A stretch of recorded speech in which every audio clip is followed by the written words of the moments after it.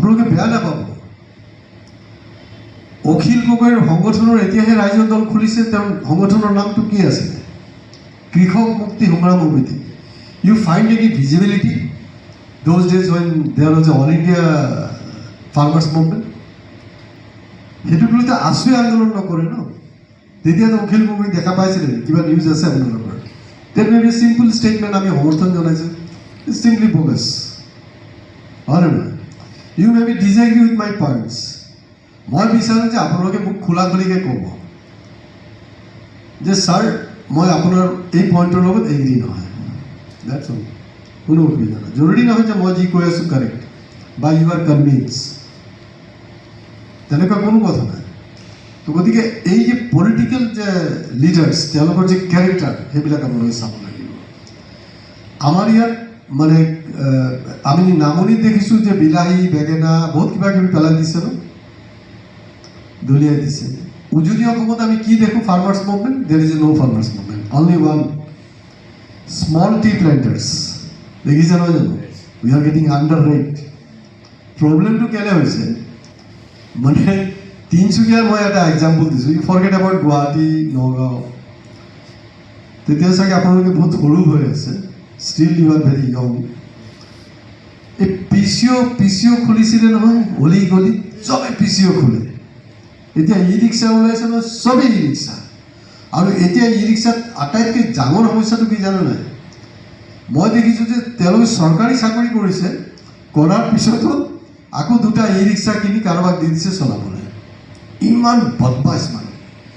টকা লাগে, টকা লাগে, মোৰ টকা নালাগে নেকি? কিন্তু টকাটো শেষ কথা নহয় লাইফৰ।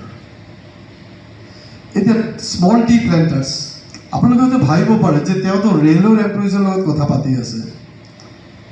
অকল ৰেল এমপ্লয়িজৰ প্ৰব্লেম, ৰেল এমপ্লয়িজৰ নেৰেটিভছ লৈ যদি আপুনি চিন্তা কৰে, ইট ইজ কোৱাইট ইম্পচিবল কি আপোনালোকে second line leadership build up কৰিব পাৰিব। অসম্ভৱ কথা। আপোনাৰ আশে পাশে কি হৈ আছে আপুনি চাব লাগিব। এতিয়া small tea planters, first question, small tea প্লেণ্টাৰ্ছবিলাকৰ প্ৰব্লেমটো ক'ত হ'ল? তেওঁলোকৰ চব, মই এনেকুৱা মানুহ পাইছোঁ যে গ্ৰিভেন্স, মই ইয়াত FIR হৈ গৈছিলে। তেখেতে কইনাৰ ঘৰত ক'লে দৌৰাৰ হেৰি আছে, চাহ বাগান, ঠিক আছে, আমাৰ তিনিচুকীয়াৰ ষ্টৰী হয়, নাগৰিক এৰিয়াত চাহ বাগানত আহি সি তাৰ ঘৰৰ ওচৰতে আছে, দেখালে যে এইটো মোৰ চাহ বাগান, আচলতে বেলেগৰ হয়। তাৰপিছত দুই তিনি মাহ পিছত ওলাই গ'ল।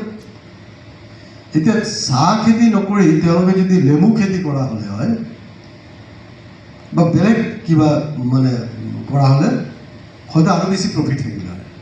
কাৰণ চব ইয়াত কৰ্পৰেট আছে, কৰ্পৰেটটো জানে যে এইবিলাকক কেনেকৈ ঢিলা কৰিব লাগিব।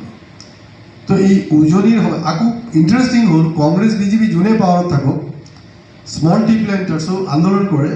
আকৌ তেওঁলোকৰ যেতিয়া কনফাৰেন্স হ'ব, না আমাৰ নিয়োগ ডাঙৰীয়াক মাতিব, না মোক মাতিব, আমাক নামাতে। কিন্তু সেই তেতিয়া ৰুলিং পাৰ্টিত যোনে থাকিব তাকে মাতিব, যোনে নেকি সমস্যাৰ সমাধান নকৰে, যোনে নেকি চাপ নিদিয়ে। তো এনেকৈ কম্প্ৰমাইজিং যদি আপোনাৰ মুভমেণ্টছ থাকে, ইট ইজ এবচাৰ্ড।